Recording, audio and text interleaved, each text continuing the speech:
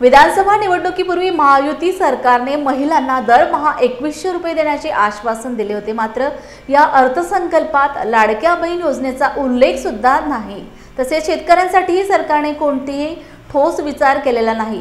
या देवेंद्र फडणवीस सरकारने जनतेची सरळ फसवणूक केली आहे, अशी प्रतिक्रिया मुंबईत लॉर्ड बुद्धा टीव्ही व विदर्भ टीव्ही सोबत बोलताना साकोलीचे आमदार नाना पटोले यांनी दिली आहे।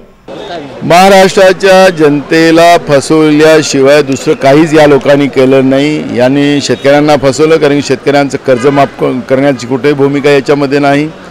दुसरा महत्त्वाचा मुद्दा आहे की यांनी लाडक्या बहिणींना 2100 रुपये देण्यास सांगितलं, ते 2100 रुपयाचं प्रावधान या ठिकाणी नाही। त्याचप्रमाणे महागाई कमी करायची भूमिका मांडली होती, ती कुठेही नाही आहे। रोजगार निर्मिती करण्याच्या बाबतची भूमिका मांडली होती, ती कुठेही या ठिकाणी नाही। आणि म्हणून हा फसवा अर्थसंकल्प आज महायुतीच्या सरकारने महाराष्ट्राच्या जनतेला फसवण्यासाठी या ठिकाणी मांडलेला आहे। आणि म्हणून यांची असलियत जनतेसमोर मांडणं हे आमचं काम आहे। यांना जनतेच्या दरबारात आता उखडून फेकण्याचा निर्धार जनता आणि आम्ही करणार आहोत।